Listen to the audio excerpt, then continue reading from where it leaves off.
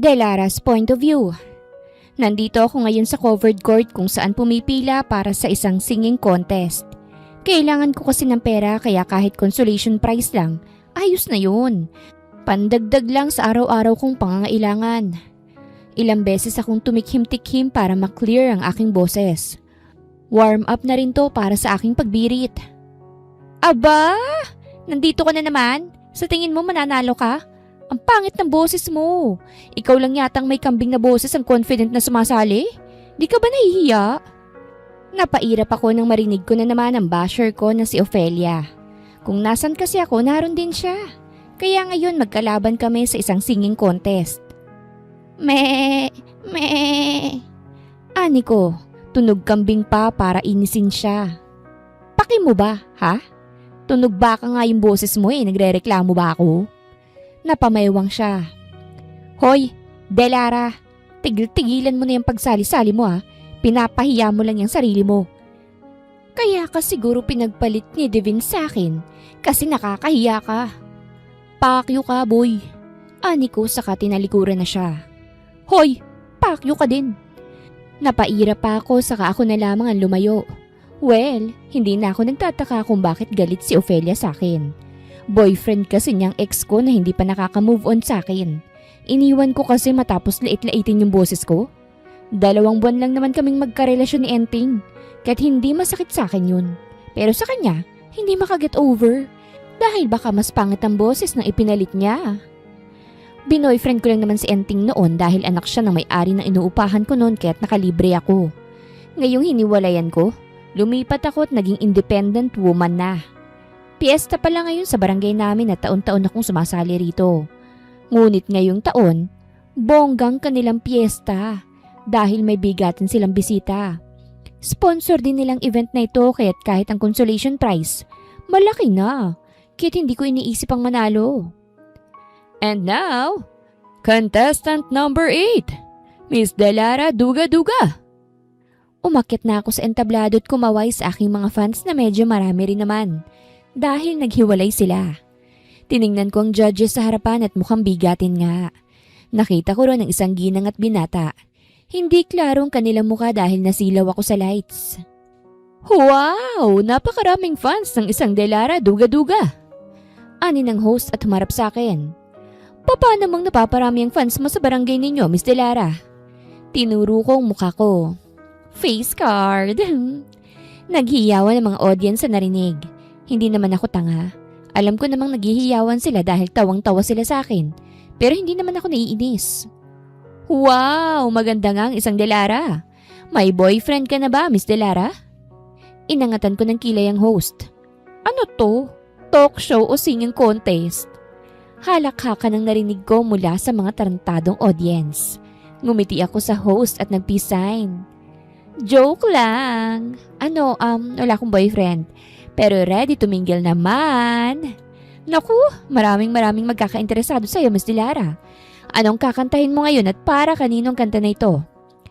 Ang kakantahin ko ay Manok na Pula at dedicated to sa aking mga bayarin kong panty na bukas ng singilan. Mare kong taga-singil, kanta muna ako bago bayad ha, okay? Nagtawanan muli sila't nanindig ang balahibo ko sa mga tawa nila. Grabe. Pwede na ako maging comedian sa totoo lang. Alright! Let's all welcome Miss Delara Duga-Duga with her song, Manok na Pula. At dahil tantado ako at hindi naman talaga ako marunong kumanta, pumikit pa ako para i-feel ang tunog at nauna pang lyrics ko kesa sa tono. Kita kong pangiwi ng mga judges. Siguro, nanibaguhan sila sa boses kong malamig. Mukhang na-impress pang isa dahil nalaglagan pa nga. Pati ang langit sumabay sa kagandahan ng aking boses dahil narinig ko na lang ang pagkulog at pagkidlat. Nang matapos na akong kumanta, nag-standing ovation ng mga audience at naghiyawan pa. Kumaway-kaway ako. Thank you! Ani ko saka nag-exit na. Kita kong pagngiwi ng mga kalaban ko pagbaba ko sa entablado. Tinaasan ko sila ng kilay. Ano? Di nyo kaya yun ano? Ani ko saka nilagpasan na sila. Alam ko naman sa sarili ko na hindi ako mananalo. Kaya't lumabas na ako sa covered court at umuwi na. Ganun palaging ginagawa ko dahil consolation prize lang naman ang habol ko. At isa pa, hindi rin naman matatanggap sa gabing yun ng premyo. Kinabukasan pa at sa barangay hall kukunin. Kaya't umuwi na ako sa inuupahan ko para maghanap ng panibagong racket. 3,000 ang consolation prize noon. Tas ang utang ko na panty, 1,500 dahil branded. Ang natira na 1,500, pambayad ko pa sa inuupahan ko kahit wala nang natira sa akin. Mag-isa na lang ako sa buhay. Matapos akong tumakas sa bahay ampunan noong bata pa ako. Ako na bumubuhay sa sarili ko. Kahit san-san lang ako tumitira noong bata kasi hinahanap ako. Pero ngayong malaki na ako, tumigil na sila. Hindi na bago sa akin ang mga masasakit na salita na binabato sa akin. Para sa akin, hindi na rin masakit yun. Dahil manhid ng puso ko sa ganung bagay. Sinusubukan kong mabuhay araw-araw. Kaya kahit nagmumukha na akong tangat katatawanan sa iba, nilunok ko yun para mabuhay. Kasalukuyan akong kumakain ng hapunan. Hindi pa kasi ako naghahapunan nang kumanta ako kahit gutom na ako. Tutong ang kanin ko at pinarisan ko ng tuyo. Suwak ng late night dinner ko at makakatulog na nang hindi tumutunog ang tiyan. Tao po! Natigilan ako sa pagsubo sa huli kong kinakain nang may kumatok sa pinto. Kumunot ang nookot na patingin sa orasan. 11:00 na ng gabi. Sino namang baliw ang kakatok pa? Tao po! Mabilis kong kinuhang kawali ko na bagong hugas at tumayo. Humakbang akong palapit sa may pinto habang hinahanda na rin ang kawali sa aking kamay. Pamalo ko to sa tarantadong may masamang balak. Tao po! May tao ba? Tao po! Huminga ako ng malalim bago ko binuksan ang pinto at mga hampas na sana na bumungad sa akin ng isang matandang babae. At sa gilid niya, kapitbahay ko na gulantang sa pambungad ko. Naibaba kong kawali ko. Nanggugulat ka naman, Delara? Napahawak sa kanyang dibdib si Ena. Sino ba kasing kakatok ng 11:00 ng gabi? Umaga pa ba sa inyo, ha? Napatingin ako sa matanda na hindi man lang natinag sa ginawa ko kanina. Ngumiti pa ito na para bang masaya siya sa nakita. Pero teka, pamilyar to ah. Parang judge to kanina sa singing contest. Tapos ng contest ah? Tanong ko. Oo, at nandito ako kasi hinahanap ka ni Madam. Kung hindi mo alam siya yung nag-sponsor sa piyesta ngayon. Napatingin muli ako sa ginang. Ano hong kailangan niyo sa akin? Hindi ka naman siguro nagandahan sa boses ko, diba? Natawa siya. Pwede bang papasukin mo muna ako, iha? Hinarang ko agad ang kamay ko sa buong pintuan. Naku, pasensya na, hindi ako nagpapapasok na hindi ko kilala eh. Sus, marumi lang talagang bahay mo, Delara. Pambubulgar ni Ena. Nilakihan ko siya ng mata. Ayos lang, walang kaso sa akin, iha. Nilakihan ko ang pagbubukas ng aking pinto at saka hinayaan siyang pumasok. Agad kong pinulot ang mga nagkalat na botelya. Pati ang upuan. May bra pa na hinubad ko kaya't agad kong kinuha. Naku, wag kang judgerista. Ikaw nagpunta rito. Paalala ko agad. Ayos lang. Umupo na rin ako. So, ano po bang kailangan nyo? Umayo siya ng upo. Gusto kitang kunin bilang bodyguard ng anak ko. Natahimik ako sa sinabi niya at maya-maya ay humagalpak ako ng tawa. Teka nga po, mukha ba akong tomboy sa inyo para maalok bilang bodyguard ng anak nyo? Nakaka-offend naman po ah. Abay hindi iha. Nakuha mo lang ang atensyon ko. Ikaw ang pinaka-suitable para sa anak ko. Ay naku, pasensya na po, hindi ako payag sa ganyan.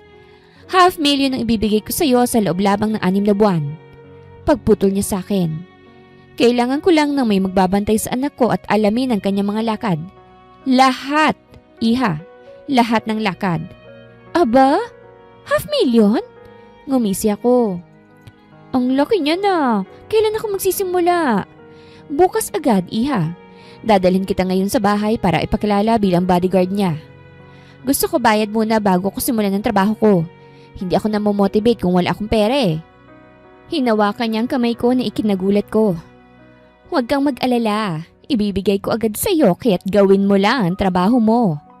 Ngumisi siya sa akin ng malaki at hindi ko maiwasan ng mapalunok doon dahil ang creepy niya. Hindi nga ako nanalo sa contest ngunit ako pang mas makakatanggap ng malaking pera.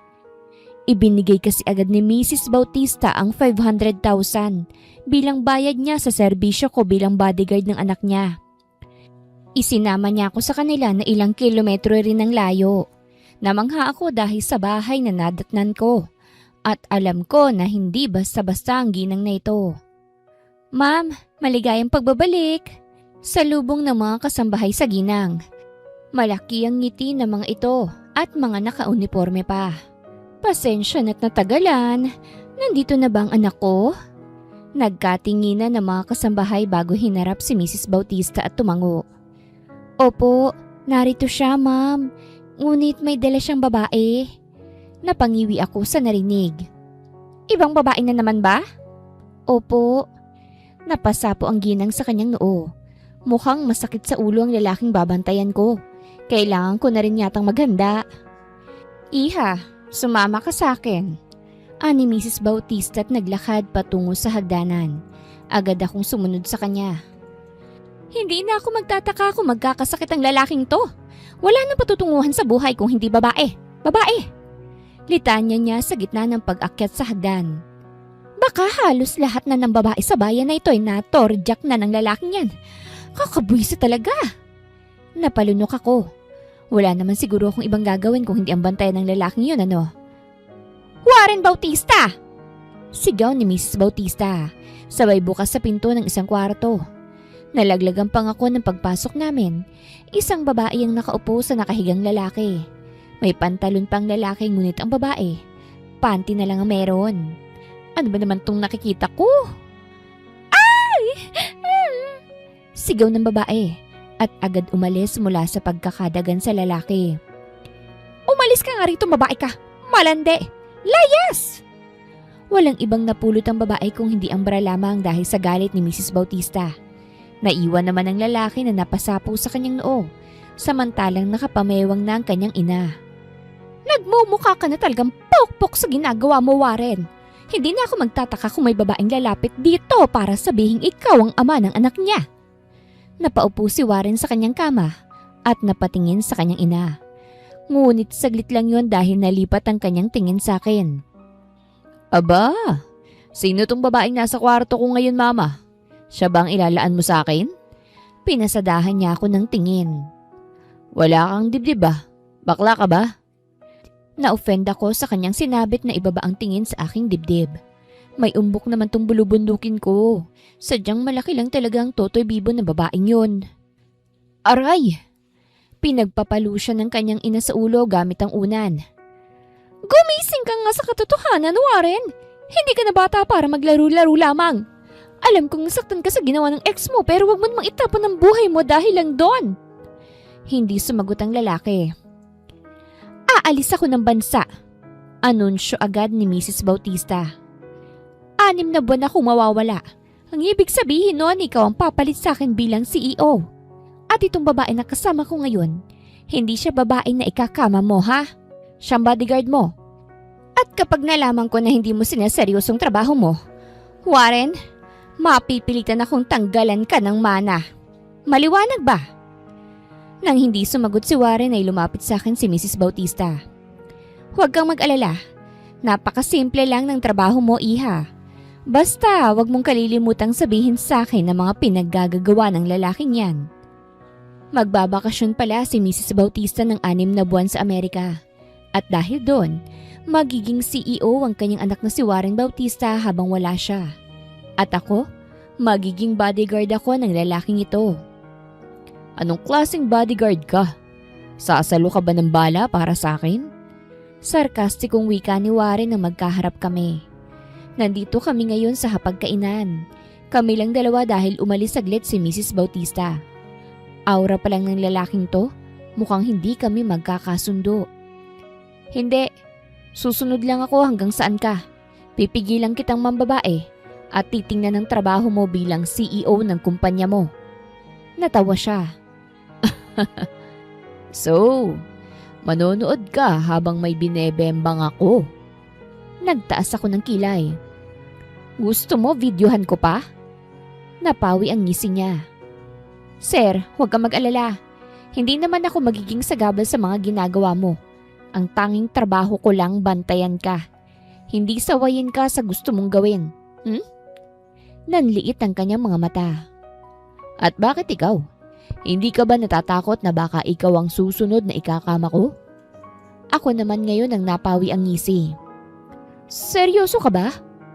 Umayo siya ng upo. Hindi ko naman maitatanggi na maganda ka. At maganda ang katawan. Kaya kahit kinulang sa dibdib, bawi naman sa muka. Naibagsak kong kutsara at tinidor. Hindi ako pokpok, sir. Isa lang ang trabaho ko. At iyon ay maging bodyguard mo. Wala nang iba. Ipinaliwanag sa akin muli ni Mrs. Bautista ang magiging trabaho ko bilang bodyguard ng babaero niyang anak. Wala naman siyang ibang sinabi bukod sa bantayan at iwasang mambabae si Warren. Kaya't mukhang mapapalaban ako sa mga chicks ng lalaking to para magseryoso na sa buhay. May tiwala ako sa iyo, iha. Ngumiti si Mrs. Bautista sa akin. Good luck, ha? Ho? Good luck lang. Baka kasi ma-stress ka sa anak ko. Kantahan mo lang para siya ang ma-stress sa'yo. Natawa na lamang ako saka kumaway na sa kanya bilang pamamaalam. Nagsimula ng trabaho ko bilang bodyguard ni Warren. Pero hindi lang yata iyon ang naging trabaho ko dahil ako pang gumigising sa kanya. The heck? Leave me alone. Reklamo niya nang hinihila kong kumot palayo sa kanyang katawan. Sir, may trabaho ka na ngayon. Kailangan mong bumangon. Ani ko. Pero hindi gumana ang paghila ko dahil bumalik pa rin siya sa pagtulog. Nagkatinginan kami ng kasambahay na ngayon ay stress na. May kaldero ba kayo dyan? Tanong ko. Ha? Kung meron, dalhan mo ko. Kailangan magising ng lalaking to dahil itong unang araw niya bilang CEO. Nagmadali sa pag-alis ang kasambahay at ako naman, nakapamewang. Napailing ako sa lalaki na ngayon ay tanging boxers lang ang suot habang nakadapa na natutulog. Hindi ko akalain na may mga lalaki pa palang ganito. Siguro dahil mayaman. Kaya walang pakialam. Pero kailangan niyang bumangon dahil may mga empleyado na umaasa sa kanya. Pati ako umaasa rin sa kanya kaya't dapat siyang kumilos. Miss, nandito na po ang kaldero. Tinanggap ko ang kaldero na bigyan ng kasambahay at lumapit sa lalaki. Miss, ano palang gagawin mo? Magluluto. Sagot ko sa kasambahay at pinukpok ang takip ng kaldero sa puweta nito. Kaya't gumawa ng malaking ingay. Gising na, sir! Kailan ka gigising ha? Kapag Pasko na ha? Gising! Nagmura lamang ang lalaki at tinakpan na lamang ang tenga. Kumulo ang dugo ko at nabitawan ang kaldero. Ayaw mong gumising ha? Pumatong ako sa kama niya at walang pasabing hinila ang backstairs pababa, kaya't lumantad sa harapan ko ang kanyang matambok na puwet. Dahil sa aking ginawa ay tuluyang nagising si Warren at mabilis na bumangon dahil sa aking ginawa. Ano bang ginagawa mo? Alas 7 na ng umaga, Mr. Warren. Hindi mo ba naaalala? First day mo bilang CEO ngayon. Hindi ko alam na yaya mo pa rin pala ako para ako pang manggigising sa'yo. Napakurap-kurap ang lalaki nang mapagtantong sinabi ko. Natataranta siyang umalis sa kama at dumiretso na sa banyo. Tinulungan ko na rin ang kasambahay kahit hindi kasali sa trabaho ko ang maghanda ng isusuot ng binata. Pati brief iaasa pa sa mga kasambahay. Kung akong nasa posisyon niya, mahihiya talaga ako. Ano pa nga bang ikakahiya ng lalaking yun? Nahuli nga siya ng nanay niyang may babaeng nakapatong sa kanya eh. Tulungan mo ko! Aniwarin nang nakabihis na siya. Nasa may pintuan lang ako at nasa loob ang isang kasambahay na nanginginig pa na nakahawak sa necktie. Ha? Ako? Oo, ikaw. Ikaw ang maglagay ng necktie sa akin. Bodyguard mo ako, hindi maid. Kung gusto mong pumasok ako, ikaw ang maglagay. Umigting ang pangakot na pilitang lumapit. Kinuha ko ang hawak ng babae at humarap sa boss ko na mas matangkad pa sa akin. Yumuko ka, ani ko. Yumuko naman siya at ang kanyang mga matay na sa akin ng tingin. Kamukhang kamukha mong babaeng yun. Ha? Kamukha mong babaeng tumarantado sa akin. Humigpit ang pag-aayos ko sa necktie niya kaya't nasakal siya. Agad ko yung inadjust kaya't napaubo siya. Are you trying to kill me? Ano naman ngayon kung kamukha akong babaeng tumarantado sa'yo, sir? Huwag mong ibaling sa akin ang galit mo sa kanya. Nagtatrabaho ako ng maayos. Binitawan ko ng necktie at saka umatras na. Kumain ka na, alis tayo mamayang 8:00. Pinasadahan niya ako ng tingin. Yan ang suot mo? Tiningnan kong sarili ko. Nakasuot ako ng high-waist jeans at black t-shirt. Nakasapatos din ako kahit anong problema niya. Bodyguard ako, sir. Natural na ganitong suot ko. Hindi na nagreklamo si Warren sa suot ko't umalis na kami matapos niyang mag-agahan. Hindi maipagkakaila na gwapong lalaking to at naiintindihan ko rin kung bakit gano'n na lang kumakapatong ang babaeng nakita ko. Ngunit sa kaso ko, nakaka-turn off siya. Kaya't malabong magustuhan ko ang lalaking to. Mabutit akong napiling bodyguard. Hindi lalaglag ang pante ko sa kagwapuhan niya. Teka, anong nangyayari? Napatingin ako kay Manong driver.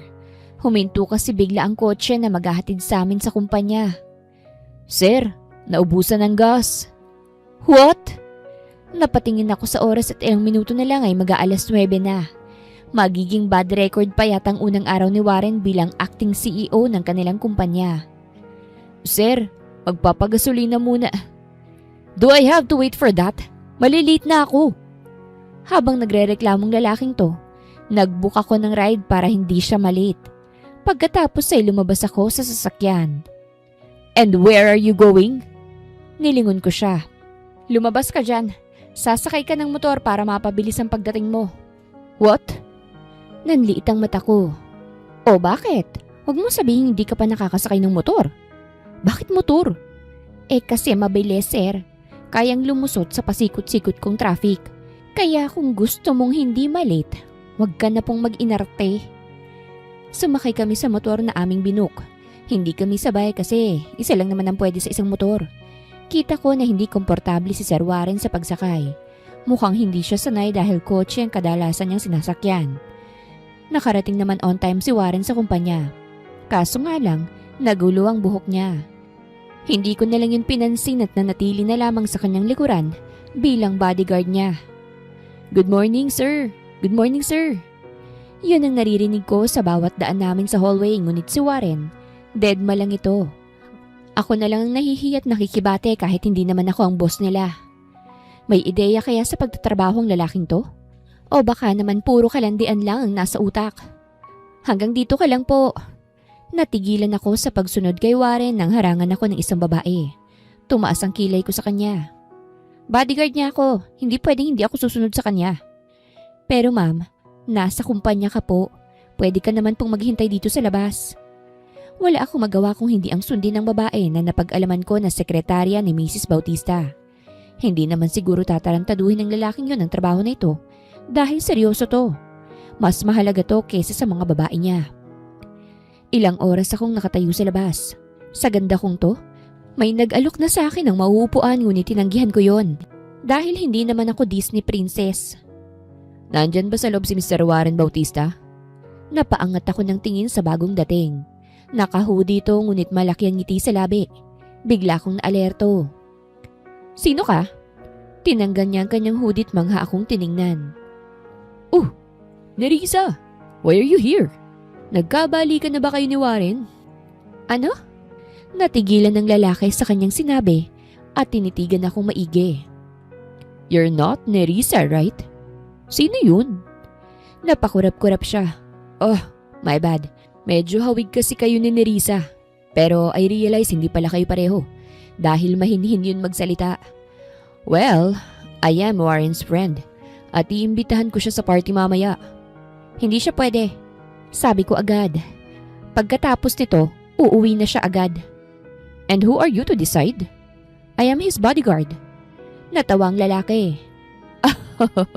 So, you're just his bodyguard. Hanggang dun ka lang. Just do your job to keep your boss safe. Wala na akong magawa nang pumasok ang lalaki sa loob ng opisina. Hindi ko na lang siguro isistress ang sarili ko sa kanila. Ang mahalaga na lamang sa akin ay peace of mind. Bahala ng lalaki sa buhay niya. Nagtatrabaho naman ng maayos si Warren sa kumpanya. Ngunit gabi-gabi, lumalabas para makiparty at makipaglandian sa mga babae sa bar. Kinakailangan kong tiisin ang mga malalaswang nakikita ko dahil sa bodyguard ako. Kwento sa akin ng isang kasambahay, Mabait naman daw ang boss nila ngunit mula nang lokohin ng kanyang girlfriend, biglang naging babaero.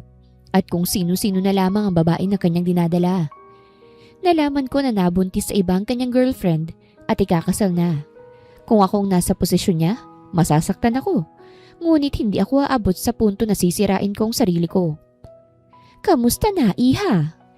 Isang buwan ang nakalipas, kinontak ako ni Mrs. Bautista. Nasa bar ako ngayon, nakaupo sa may stool habang nakamasid sa ginagawa ni Warren na may kaakbay na babae. Wala naman silang ginagawang kalaswaan pero parang linta ako makadikit naman yung babae sa kanya. Ayos lang po. Napakaingay naman ang background mo, nasan ka ba? Nasa bar po. What? Anong ginagawa mo riyan? Binabantayan po si Warren.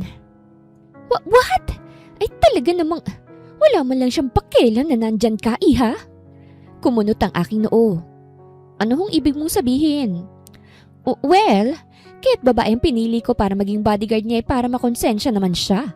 My son is a very gentleman person, iha. Ayaw na ayaw niya kapag may napapahamak na babae. Napangiwi ako. Mukhang hindi niyo hulubusang kilalang anak mo, ma'am. Hindi siya ganun sa akin eh. Naiirita ang lalaki sa tuwing nandito ako. Para raw akong asong sunod ng sunod sa kanya. Yun nga yung trabaho ko eh. Binabayaran ako para sundan at bantayan siya. Matapos kong tawagan si Mrs. Bautista, tumingin ako sa pwesto ni Warren at nataranta ako nang makita na wala na siya roon. Agad akong bumaba sa stool upang hanapin siya kaso may humawak sa braso ko. Sandali! Napatingin ako sa humawak. Isa itong lalaki na may hikaw sa kanang tenga. Malaki ang ngisi nito at amoy ko ang alak sa kanya. Bitawan mo ko! Napansin ko na tingin ka ng tingin kay Warren Bautista. Type mo rin ba siya gaya ng kapatid ko na ikinama niya lang? Ramdam ko ang galit niya sa sinabi niya. Bitawan mo nga ako! Gusto kitang makilala, miss. Sabing bitawan mo ko eh. Anikot bigla siyang tinuhod para makawala na ako. Kailangan kong masundan si Warren dahil baka kung anong pinaggagawa nun. Ngunit kahit natuhod ko na siya, hindi niya ako nabitawan. Hindi ko gusto yung mga babaeng nag-iinarte. At sinampal niya ako ng malakas na nagpaikot sa aking mundo. Walang nakapansin sa kanyang ginawa dahil busy ang lahat ng mga tao rito. Naramdaman ko ang paghawak niya sa bewang ko matapos niya akong sampalin. Huwag ka na kasing magpumiglas. Mag-e-enjoy lang tayo ngayong gabi. Siguradong magwawala ang Warren na yun sa galit. Parang nawala ng lakas ang aking katawan dahil sa nangyari. Hindi na nga ako nakaalma nang naramdaman ko ang pagbuhat niya sa akin. Warren's point of view. Bumalik na ako sa sofa dito sa pwesto namin sa bar matapos kong umihi. Hindi ako uminom ngayon dahil nakasunod ang babaeng bodyguard na yun. Sumasakit kasing ulo ko dahil palagi siyang naninermon sa akin. At kapag naman sumagot ako, agad niyang sasabihin na ginagawa niya lang ang trabaho niya. O Warren, kala ko hindi ka nababalik. Anong nangyari? Tumihina ka na yata ngayon. Ibinagsak kong sarili ko sa sofa. Baka mapagalitan na naman ako ng babaeng yun. Natawa si Charles, ang kaibigan ko. Under ka pala ng bodyguard mo eh. Well, good news. Hindi ko siya nakikita ngayon kahit magagawa mong gusto mo. Ano, ite-text ko na ba yung mga kilala kong babae rito? Kumunot ang aking noo. Anong ibig mo sabihin? Nandyan lang siya sa may... Natigilan ako nang makitang wala na siya sa counter kung saan siya nakabantay sa akin kanina. Nasaan ang babaeng yun? Baka naman napagtanto na siguro ng babaeng yun na hindi ka na niya dapat binabantayan. Masyado namang dedicated sa trabaho. Saan ka pupunta? Lumapit ako sa counter kung nasaan si Delara kanina. Ngayon ko lang kasi siya nakita na hindi tinatapos ang trabaho niya. Noong mga nakaraang linggo, buntot siya ng buntot sa akin. Excuse me, have you seen the girl here earlier? Tanong ko sa bartender. Yung babae ba? Naku, nakita ko na sumama sa isang lalaki. Yung suki rito. Sino? Nag-isip mo ng bartender bago sumagot. Si Mr. Dragon po. Mukhang nagkakaigihan nga sila kanina eh. Umigting ang aking panga saka agad umalis. Kinuha ko ang phone ko at tinawagan ng lintik na lalaking yon. Napatawag ka Warren. Nasaan ang babae? Asik ko. Wala ba tong pangalan para sabihing babae, Warren? Sira ulo ka. Tumawa ito sa kabilang linya. Huwag kang istorbo, Warren. Mag-good time lang kami nitong bodyguard mo. Ang ganda eh. What do you want, huh? Wala naman. Gusto ko lang na maghigante dahil sa ginawa mo sa kapatid ko. Matapos mong ikama, iiwan mo? Walang kami, Dragon. At ginusto yun ng kapatid mo dahil siya itong lumalapit sa akin. Hayop ka talaga! Subukan mong galawin ng bodyguard ko, magsisisi ka. Anikot ibinaba ang tawag. Bago ma-off ang phone ni Dragon, pinatrack ko na agad ito kung nasaan siya. Kailangan kong mahanap ang babaeng yun dahil sigurado akong magagalit si Mama. Nakarating ako ngayon sa building kung saan dinala ni Dragon si Delara. Sa isang cheap na motel niya ito dinala na mas lalong nagpagalit sa akin. Bawat pinto, binuksan ko para lamang mahanap ko. Hoy! Ayop ka! Sigaw ng ilang naiistorbo ko. Nakasunod sa akin ang staff na natataranta na sa ginagawa ko. Sir! Mali ang ginagawa mo, sir! Ngunit hindi ako nakinig. Patuloy lamang ako sa aking ginagawa hanggang sa nahanap ko na. Oh! Nice to see you, Warren! Nahanap. Agad ko siyang sinalubong ng suntok kahit napahiga siya sa sahig. Agad akong tumingin sa kama at nakita kong walang malay na si Delara ron at napunit na halos ang ibabaw na damit. Nandilim ang paningin ko at agad dinaganan si Dragon at kinuwelyuhan siya. Anong ginawa mo, ha? Natawa siya. Natatakot ka ba? Sabihin mo sa akin na wala kang ginawang hayop ka. Gigil kong sabi. Wala. Papatungo pa nga lang eh. Nakainom ng sleeping pills. Agad kong sinuntok ang kanyang mukha matapos sabihin yun kaya't nawalan siya ng malay. Inaresto ng mga pulis si Dragon dahil sa kanyang ginawa.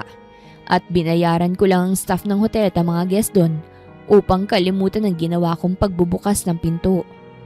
Nalaman ni Mamang nangyari sa hinar niya na bodyguard at galit na galit siya sa akin.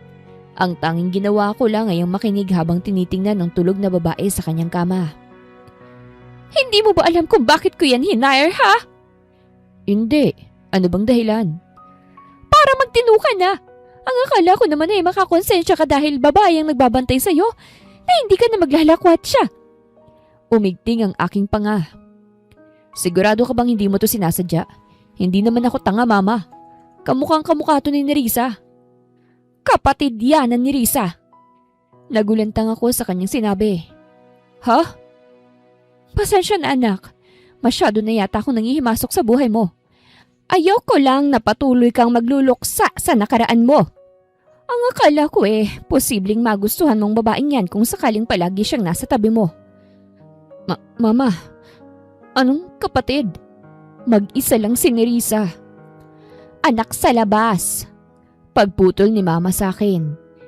Inilagay sa bahay ang puna noong bata pa dahil hindi tanggap ng tatay ni Nerissa. Anak siya sa ibang lalaki ni Daisy. Paano mo nalaman yan, Mama? Palagi akong tumutulong sa bahay ampunan. Naikwento sa akin na may isang bata na tumatakas at kamukhang kamukha ni Nerissa noong bata pa siya. Kaya't ako'y nagtungo sa barangay na yon para makita siya. Pero mukhang hindi yata tama itong ginagawa ko. Pasensya ka na, iho. Papalitan ko na lang ang bodyguard mo. Nagtagal ang tingin ko kay Delara matapos kong makausap si Mama. Hindi ko akalain na hantong sa ganun si Mama. Gagawing bodyguard ang kapatid ng babaeng nanloko sa akin? Akala niya yata, titino ako ngayong may kamukha siyang iniligay sa tabi ko. Mabuti nga. Mas mabuting tanggalin ang babaeng to bilang bodyguard dahil mapapahamak lamang siya. Hindi rin maganda na nandirito siya lalo na't kadugo niya ang babaeng yun. Kaya't paggising ng dalaga, ako ang nabungaran niya. Mabilis siyang napaupo. Anong nangyari sa akin? Agad na tanong niya. Nagmumukha pa na ako ang bodyguard mo. Malamig kong sabi. Napakurap-kurap siya at ramdam kong hiya sa kanya. Pasensya ka na. Hindi ko nagawang trabaho ko. Hindi mo kailangang mag-sorry, Miss Delara. Dahil ito na ang huling araw mo sa trabaho. Umawang ang kanyang labi. Anong ibig mong sabihin? Tatanggalin ka na bilang bodyguard ko. You're fired, Miss Delara. Yun ang sinabi ko na nagpatahimik sa dalaga. Ngunit kalaunan ay tumango ito. Tinanggap ang desisyon namin. Delara's point of view. Tinanggap ko ang desisyon nila sa akin at umalis na sa kanilang bahay. Isosoli ko sana ang 3/4 ng pera kasi hindi ko naman nagawa ang trabaho ko. Ngunit hindi na nila kinuha. Bagay na ipinagpapasalamat ko dahil may pera pa ako kahit wala akong trabaho. Mabuti na rin yun dahil nakakapagod ring bantayan ng lalaking yun. Muntik pa ako mapahamak. Hindi na ako bumalik sa lugar kung saan ako umuupa. Nagtungo ako sa ibang lugar para dun magsimulang muli. Oh, ito payong. Pamproteksyon sa init ng araw at ulan. Kung kalbo ka naman, hindi payong ang kailangan mo, kung hindi itong sombrero. Pamain na kayo hanggat nakasale pa siya. Ani ko sa aking live selling habang pinapakita ko sa mga viewers ko ang payong at sombrero. Lumipas ang 2 buwan mula nang mawalan ako ng trabaho bilang bodyguard. Ginamit kong pera na meron ako para mag-start ng negosyo at iyon ay ang online selling. Tiningnan kong screen at nanonood na naman ang aking first viewer noong nagsisimula pa lang ako, si Dark Lemon. Yun ang pangalan niya sa TikTok at palagi siyang nagsisend ng gift sa akin. Bukod ron bumibili rin siya. Oh, Dark Lemon! Nandito ka ulit! Bumili ka na! Kinuha kong perfume na bestseller ko. O ito, pabango para sa'yo yan ha. Baka naman gusto mo rin ng brief. Ito! Ipinakita ko ang brief na isa rin sa binibenta ko. At inunat-unat to para ipakita na matibay nga ito. O ito, matibay tong brief. Nasisiguro ko na mapoproteksyon na ng betlog mo sa sobrang tibay. Sunod-sunod na tunog ang natanggap ko sa aking notification. At nang tingnan ko ito, nag-order si Dark Lemon ng 10 payong, 10 sombrero at 10 brief.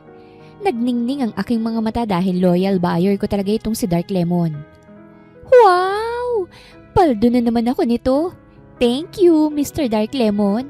Single ka ba? Nakuha mong atensyon ko dahil sa palagi mong pag-order ha. Biro ko pa habang binabasa ang live comments. Heart lang nilagay ni Dark Lemon sa kanyang comment na nagpangiti sa akin. Hindi ko pa nakikita sa personal itong si Dark Lemon kahit palagi itong nag-order sa akin. Sa tuwing ihahatid kasi ang mga orders niya, kasambahin niyang tumatanggap. Nagsimula na akong mag-pack matapos kong mag-live para sa mga orders. Yung iba, sa malalayo, kahit nakipag-connect ako sa mga riders sa isang delivery company. At sa mga malalapit lang, ako nang naghahatid. Order po, 450 lahat. Ani ko sabay bigay sa parcel sa isa sa mga buyers ko. Wow, salamat Maria. Tinanggap ko ang bayad at saka bumiyahe na para ihatid pang iba. Malapit nang maggabi nang makarating ako sa bahay ni Dark Lemon. Siya kasi ang hinuhuli ko palagi kasi sa kanya tong marami. Pagdating ko sa may gate, pinindot ko ang doorbell. Kinuha ko ang mga parcel. Inilagay ko yun sa isang box kasi sa kanya naman yun lahat. Habang inaayos ko ang mga parcel, bumukas ang pinto ng gate. Pag-angat ko, napawi ang ngiti ko nang hindi inaasahang tao ang aking nakita. Kita ko na natigilan siya nang nakita ko. Sir Warren? Kumunot ang noo ko sa kanya. Nagbaba siya ng tingin sa box na nasa baba. Kita ko ang paglunok niya. Ikaw bang nag-order nito? Tanong ko sa kanya. Ikaw ba si Dark Lemon? Ha? Anong pinagsasasabi mo? Eh bakit ka nandito? Bahay mo to? Hindi nasagot ni Warren ang tanong ko dahil lumabas na din ang isang kasambahay na kadalasang tumatanggap sa parcel. Kita ko ang pagkataranta niya. Ako ang tatanggap niyan, iha. Agad na wika ng kasambahay. Ngunit ang tingin ko ay na kay Warren pa rin. Para kasi siyang pinagpapawisan dahil nabisto ko siya. Umangat ang sulok ng labi ko. Aminin mo na kasi. Ikaw si Dark Lemon ano? Nahihiya ka ba na brief ang ino-order mo? Hindi ako yan. At isa pa, nandito lang ako dahil kaibigan kong may-ari. Aalis na ako. Nagbaba ako ng tingin sa kanya. Talaga ba? Grabe naman yung bisita na yan, nakapadyama pa. Siguro malapit lang ang bahay mo rito, no? Aminin mo na lang kasi na ikaw yon. Umigting ang kanyang panga. So, what if I am? Ano naman yun sa'yo? Ngumuso ako. Wala lang, hindi ko ina-expect na curious ka pala sa buhay ko matapos ako masisante. I'm not curious. Hindi na lang ako makikipagtalo. O ito na, parcel mo. Hindi ko alam kung anong trip mo pero kung nagsasayang ka lang ng pera para tulungan ako, wag na. Hindi naman miserable ang buhay ko kahit natanggal ako. Pumasok ka na muna. Anya at umatras. Ha? Hindi, aalis na ako. Ibigay mo na lang ang bayad. Mag-isa lang ako. Kumunot ang noo ko. Ha? Wala akong kasama rito. Napatingin ako sa kasambahay. Anong tingin mo kay ate? Invisible? I am alone. Wala akong kasamang kumain kaya't pumasok ka. Hindi kita babayaran kung hindi ka papasok. Wala akong magawa kung hindi ang sundin siya. Pumasok ako sa kanyang bahay at hindi maiwasan ng aking bibig na mapanganga. Kakaiba kasi ito sa bahay ni Mrs. Bautista. Mas modern ito at talagang mayaman na mayaman ang datingan. Kung isa kang hampas lupa, mahihiya kang pumasok. Ano ba talagang trip mo, Sir Warren? Aminin mo nilang kasi na namimiss mo na ako kaya't order ka ng order sa akin. Asar ko pa. Huminto siya sa paglalakad. Oo, namiss kita. Satisfied ka na ba? Natigilan ako sa kanyang sinabi at naramdaman kong unti-unting pagbilis ng aking puso. Nasapo niya ang kanyang noo matapos sabihin yun sa akin at nagpatuloy sa paglalakad. Parang nagsisisi pa ito sa kanyang sinabi. Hindi ko maiwasang mapangiti at sumunod sa kanya. Bakit naman? Sa pagkakaalam ko, inis na inis ka sa akin. Tapos ngayon namimiss mo na ako? Tinanggal mo nga ako eh. Hindi kita tinanggal. Si mamang nagpatanggal sa'yo. Nakarating na kami sa hapagkainan at nakita kong isang lechon doon. Napakurap-kurap ako. Obo, timing yatang nandito ako ah. May pagkain. Anong meron? Tanong ko sa kanya. Naghila siya ng upuan. Birthday ko. Ha? Birthday mo? Inilahad niyang upuan sa akin. Maupo ka. Napangiwi ako. Hindi ko alam na birthday mo pala ngayon. I usually celebrate it alone. Ngayon, dalawa na tayo. Nahiya pa akong umupo at napatingin sa malaking lechon. Bakit siya nagpapalitsyon ng malaki kung siya lang naman palang mag-isa? Happy birthday nga pala. Napakamot ako sa aking ulo. Huwag mo nilang bayaran yung in-order mo. Regalo ko na lang yun sa'yo. Napapikit ako dahil luging-lugi ako pero dahil birthday niya, lulunukin ko na lang. Mahahanap ko naman siguro pabalik ang pera. No, I'll pay for it. Kontento na ako sa presensya mo rito. Hindi. Gusto mo ba bilhan kita ng cake? Wala kang cake eh. No, it's fine. Hindi. Napatayo ako na ikinagulat niya. Bibilihan kita ng cake. Saglit lang babalik ako. Mabilis akong umalis sa kanyang bahay at sumakay sa aking motor para makabili ng cake. Ngayon lang kami muling nagkita ni Warren. At kahit papano gumaan ang loob ko na hindi siya masungit sa akin. Kahit pumalpak ako sa trabaho dati. Hindi naman mamahalin ang binili ko. Yung afford ko lang at nilagyan ko ng happy birthday Warren na para bang close kami. Nang nag-drive na akong pabalik, may nadaanan ako na isang magandang babae na naglalakad lang na may dalang box. Miss, mag-isa ka lang? Pwede kitang ihatid. Offer ko. Umiling siya at ngumiti sa akin. No thanks, ayos lang ako. Ha? Madilim na. Bakit ka mag-isa? Nagtagal ang titig niya sa akin. Medyo magkamukha tayo ah. Ha? Ngumiti siya muli. Wala, okay lang ako. Malapit lang din naman ako eh. Tumango ako. O sige, mag-ingat ka. Nagpatuloy na ako sa pagdadrive hanggang sa makarating na ako sa bahay ni Warren. Nagulo pa nga ang buhok ko pagtanggal ko sa helmet. Pero wala na akong oras para ayusin yun dahil nagmamadali ako. Hi! Ani ko nang nadatnan ko pa siya sa hapagkainan. Pasensya na, natagalan. Andito na yung cake mo. Nilapag ko sa lamesa ang box sa kabinuksan to. Bumungad sa amin ng design ng chocolate cake. Heart shape pa ito. Napatikhim ako. Pasensya na ha. Naubusan ako ng ibang hugis eh. Heart na lang yung natira. It's fine. I love it. Nagkatinginan kami. Walang ibang meaning yan ha. Talagang naubusan lang talaga. Nagulat ako nang kinurot niya ang pisngi ko. Let's eat now. Napalunok ako at naupo na. Hindi busangot si Warren ngayon. Hindi katulad do binabantayan ko pa siya na parang palaging binabagsakan ng mundo. Kapag hindi na ako busy, pupunta ako sa bahay mo. Halos na iluwa akong kinakain ko sa sinabi niya. Ha? Ba't ka pupunta? Bawal ba akong pumunta? Hindi naman. Then, it's settled. Pupunta ako sa bahay mo kada Sabado at Linggo. Nakaramdam ako na parang may paru-parong lumilipad sa aking tiyan. May hula ako kung bakit siya tutungo. Siguro, nabighani siya sa kagandahan ko. Well, hindi ko naman siya masisisi dahil maganda naman talaga ako. Wala nga lang akong pera. Nasa gitna na kami ng aming tahimik na pagkain ng kanyang handa sa kanyang kaarawan nang tumunog ang doorbell sa kanilang gate. Rinig na rinig ko ito kahit narito kami sa dining area. Mukhang may ibang bisita ka pa yata ah. Wala akong bisita ngayon. Anya pero tumayo siya. Titingnan ko lang. Sinundan ko siya ng tingin nang umalis siya. Bumuntong hininga ako saka nagpatuloy na lamang sa pagkain. Kaso, ilang subo ko pa lang, narinig kong bigla ang sigaw ni Warren mula sa labas. What are you doing here? Napatayo ako sa gulat at dahil sa isa kong dakilang marites, sumilip ako sa may bintana at nakita ko na sinisigawan ni Warren ang babaeng nakita ko kanina. Siya yung babae na may dalang box. Umiiyak to.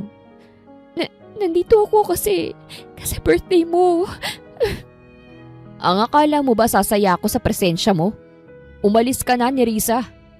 Warren! Please! Pinatanggal ko ng bata. What the heck? Napatakip ako sa aking bibig sa gulat. Pinatanggal ko dahil mula rin naman siya sa pagkakamali. Ayoko magdusa siya dahil sa akin. At pinutol ko ng koneksyon ko kay Stephen. Hindi na matutuloy ang aming kasal. Pares kaming nagdesisyon na ipatanggal, Warren. Kaya please, tanggapin mo ko ulit. Desperadang magandang babae. Grabe ng mga luha nito. Para na siyang gripo na hindi mapigilan ng pag-agos. Delara! Namilog ang mata ko nang tinawag niya ang pangalan ko. Delara! Bakit niya ako tinatawag? Ipapakaladkad ba niya sa akin ng babaeng yun? Lumabas ako ng bahay na hindi pa busog. Nakita ko ang pagtingin nila sa akin at namilog ang mata ng babae. Kumunot ang noo ko habang papatungo sa kanila. Bakit? Hinapit ni Warren ang aking bewang kaya't napalapit ako sa kanya. Ano bang... Umalis ka na, Nerissa. May girlfriend na ako at siyang kasama ko ngayon sa birthday ko. Napanganga ko sa sinabi ni Warren at napatingin sa babae na sobrang nasaktan. Umiyak ito saka nag-walk out. Dala ang kahon na dala niya na mukhang cake ang laman. Kahon ng alak na lang sana yung dinala niya. Magiinuman na lang sana kami. Nang nawala na ito, itinulak kong papalayo si Warren. Sino yun? Ex mo? Tumango siya't napasapo sa kanyang noo. Bakit mo naman pinaalis? Birthday mo naman. Baka gusto ka lang batiin. Sinamaan niya ako ng tingin kaya't naitikom ko ang aking bibig. Hindi na ako nagtagal sa bahay ni Warren. Ayoko namang manatili ron na nagbago ng kanyang mood. At baka sa akin pa niya maibuntong ang inis niya. Mabutit may bring home ako na lechon. Gagawin ko tong paksiw pag uwi para may ulam pa ako sa umaga. Akala ko nga hindi ko na siya makikita muli kasi hindi na nga siya nag-order matapos ang pangyayaring yon. Pero nang dumating ang Sabado, nagulat na lang ako na nasa labas na siya ng apartment ko. O, anong ginagawa mo rito? Hindi mo ba naaalala ang sinabi ko nung nakaraan? Nakagat kong ibabang labi ko at pinagbuksan siya ng pinto. Akala ko hindi ka napupunta kasi bad trip ka, di ba? Hindi ako bad trip sa'yo. May dala rin ako mga pagkain. Inangat niyang dala niyang paper bag. Sabay tayong kakain. Napangiti ako sa kanyang dala. Mukhang malilibre na naman ako ng pagkain. Sobra pa rin akong nanibaguhan hanggang ngayon na ang lalaking binabantayan ko lang noon ay kaswal ko nang nakakausap. Ang lalaking inis na sa bawat pagsunod ko sa kanya noon ay katabi ko na ngayon. Ano nga palang nangyari sa'yo? Hindi ko pa rin lubos maintindihan kung paano nangyari to eh. Parang noong nasa iisang poder pa lang tayo, inis na inis ka sa akin. Anyari? Hindi siya sumagot. Baka naman nagkagusto ka sa akin kahit nandito ka ngayon ha. Imposible namang pagkakaibigan ng gusto mo. Yan dami-dami mong kaibigan. Ano naman ngayon kung may gusto ko sa'yo? Hindi ka ba pwedeng gustuhin? Napasinghap ako sa kanyang sinabit na palunok. Kailan pa? Seryoso ka ba? Hindi ko alam. Siguro mula nang umalis ka. Hindi ka na mawala sa isip ko eh. Kahit nasa trabaho ko, nanonood ako ng mga live mo. Malala ka na. React ko. Ano bang ginawa mo, Delara? Ginayuma mo ba ako? Natawa ako sa sinabi niya. Nako, hindi ko kailangan ng gayuma para lang mahulog sa akin ng isang lalaki, no? Hinawakan ko ang sariling mukha ko. Ito lang ang gamit ko. Kagandahan lang. Ngumisi siya. Sobrang ganda nga. Seryoso ka ba talaga? Anong plano mo dyan? Sumeryoso ang kanyang muka. Pwede ba kitang maging girlfriend? Napangiwi ako sa sinabi niya. Hindi ba uso sa'yong ligaw? Kailangan pa ba yun? Gusto naman kita. Well, kailangan din kitang magustuhan, ano? Nanliit ang kanyang mga mata. Hindi mo pa ba ako gusto? Hindi. Kaya't manligaw ka na muna. Pero iba itong akin. Maipapagawa ko sa'yo bago kita sagutin. Ano naman yun? Tulungan mo ko mag-live selling sa isang buwan. Kapag nakabenta tayo ng marami, sasagutin na kita. Ngumisi siya. Easy. Anong easy? Bakit? Bibilin mo lahat? Hindi pwede yun. Dapat authentic. Dapat totoong mga buyers ang bibili. O sige, tutulungan kitang magbenta. Kapag marami ang benta natin, akin ka na. Pagkatapos ng isang buwan. Hindi kailangan ng buwan para makabenta, Delara. Pero ang feelings ko, dapat buwan. Magugustuhan mo rin ako. I'll make you fall in love with me. Challenge accepted ang peg ni Warren sa hamon ko sa kanya. Hindi kasi ako magpapapasok sa buhay ko nang hindi ako tanggap ng buo. Kaya syempre, pahihirapan ko siya. Isinasali ko siya sa live selling ko kapag wala siyang trabaho.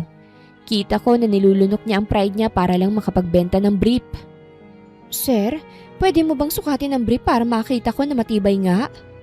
Basa ko sa live comments sa TikTok ko at napatingin kay Warren na natigilan din sa kanyang narinig. Hindi ko yan gagawin. Umiling siya. Napapikit ako bago ako humarap sa kamera. Ay Mare, pasensya na. Mukhang hindi na yata maganda yung request mo. Siguro gagawin lang yan ng partner ko kung bibilhin mo lahat ng paninda namin. Malaking tulong ang presensya ni Warren sa live selling ko dahil dumami ang viewers ko. Bukod ron, marami rin ang bumili sa mga paninda ko na tingin ko naman ay authentic dahil totoong pangalan ng mga tao ang mga bumibili. Sobrang saya ko nang halos maubos na ang paninda ko.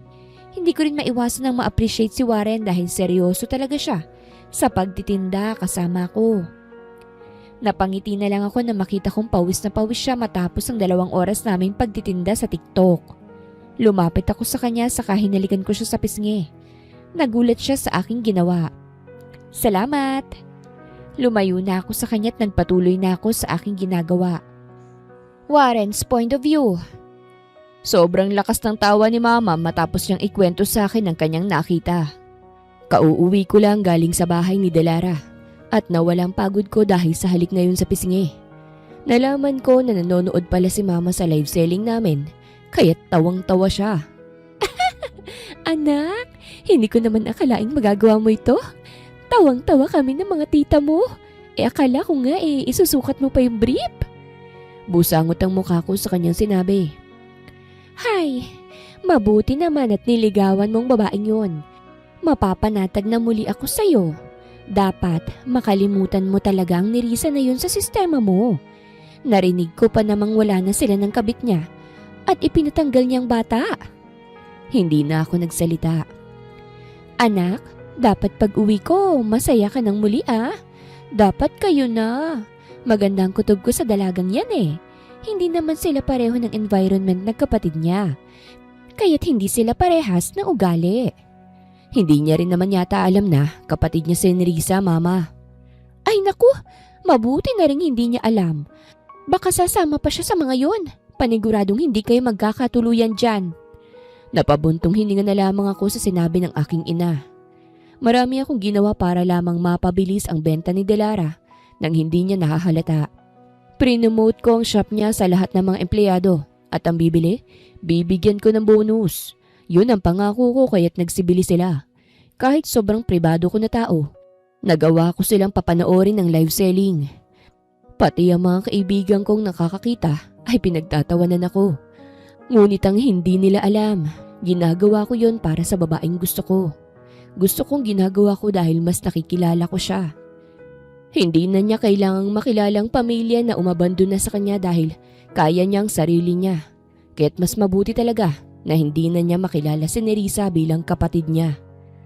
Bumalik na ako sa trabaho kinabukasan na parang walang nangyari. Kada daan ko, napapatingin na sa akin ang mga empleyado na para bang isa kong artista. May naglakas loob pang lumapit. "Sir, kamusta po? Sinagot na ba kayo ng babae?" Napatingin ako sa kanya. "Ha? Nalaman ko kasi na hinamon ka pala ng live seller na yun na magbenta, sir." Umawang ang labi ko. "How did you know?" "Ho? Sinabi po nung babae kagabi sa live. Nung umalis ka saglit, sir. Kaya support lang kami, sir. Para lang mapasagot mo siya." Napatingin ako sa ibang empleyado ko. "Fighting, sir!" Namulang leeg ko sa aking narinig at saka nilagpasan na mga empleyado ko. Dumiretso na ako sa opisina para gawin na ang trabaho. 3 linggo na palang nakalipas magmula nang hinamon niya ako. Binibilisan ko nga lagi ang trabaho ko para lang makasama ko na siya. Hindi naman ako nagmamadali na sagutin niya. Gusto ko lang talaga siyang mas makilala pa. Nang mag-lunch break, tumawag siya sa akin, which is hindi naman niya palaging ginagawa. Hindi ko tuloy naisubo ang pagkain ko. "Delara." "Warren, makakabili na ako ng lupa." Agad niyang bungad. "Talaga?" "Oo, malaking advantage talaga yung kagwapuhan mo. Mapapadali pa yata yung pagyaman ko nito ah. Makakabili na ako ng sariling lupa ko." Napangiti ako. "I'm happy for you." "Hindi ka ba busy ngayong hapon? Ipapakita ko sa iyo yung lupa na bibilhin ko. At saka, ililibre kita ng pagkain. Labas tayo." "Hindi ako busy. Sabi ko kahit marami pa akong dapat na gawin." "Mabuti naman. Maghihintay ako sa iyo ngayong hapon ha. May sasabihin din kasi ako sa iyo." Bigla akong kinabahan sa kanyang huling sinabi. Anong sasabihin mo?" "Secret muna. Baka ma-jinx eh. O sige ibababa ko na ito dahil kakain pa ako. Kumain ka na rin. Huwag kang magpapalipas ng gutom. Masama yan sa katawan, okay?" Lumaki ang ngiti sa aking labi. "O sige." Hindi na ako makapaghintay sa oras at tinapos ko ng maagang trabaho ko. Gulat nga ang mga nadadaanan kong empleyado nang ngintian ko sila nang batiin nila ako. Maganda talaga ang mood ko dahil magkikita kami ni Delara at isasama niya ako sa pagtingin ng lupa na plano niyang bilhin. Bumili pa nga ako ng bulaklak para ibigay sa kanya. Para akong baliw na ngumingiti na mag-isa at napansin pa yun ng tindera ng bulaklak. "Para sa girlfriend mo bang bulaklak, iho?" "Para sa magiging girlfriend ko po," ani ko. "Ang sweet naman. Huwag kang gagaya sa iba, iho ha. Ang daming gwapong manliloko."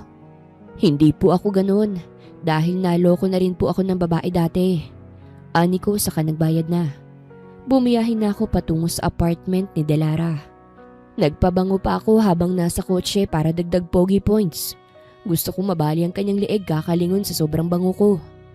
Ngunit ang lahat ng inaasahan ko sa aking isipan ay biglang nawala na para bang bula nang makita kong may mga kotseng nakapark sa labas ng apartment ni Delara. Bigla akong kinabahan na baka may nangyaring masama kay Delara kaya't lumabas ako. Ang kaso, hindi ako nakalapit doon dahil hinarangan ako. "Bakit?" Takang tanong ko. "Bawal lumapit, sir. Nandito ang mga Jimenez. Kailangan nila ng privacy." Namilog ang aking mga mata. "Jimenez? Pamilya ni Nerissa? Anong kailangan nila kay Delara?" Napalunok ako at sinubukang magpumiglas pero naitulak ako.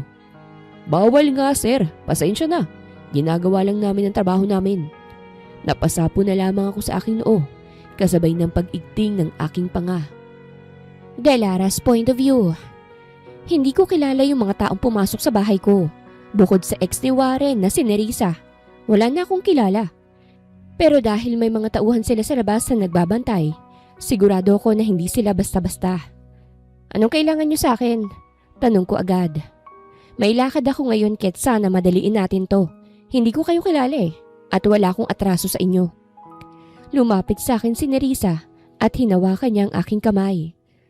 "Sana hindi ka mabibigla sa sasabihin namin, Delara." Inalis ko ang kamay ko mula sa pagkakahawak niya. "Aatakihin ba ako sa puso sa sasabihin niyo para mabigla ako? Pasensya na sa ugali ko Nasira kasi ang plano ko ngayon dahil sa inyo. Hindi ko kasi kayo kilala para basta-basta na lang makikipag-usap sa akin. Naiintindihan ko, Iha. Wika ng isang lalaki na mukhang papa ni Nerissa. Ano ba sasabihin nyo? Ibinigay ni Nerissa ang isang envelope sa akin. Nagtataka kung tinanggap ito. Nandito kami para kilalanin ka namin bilang pamilya.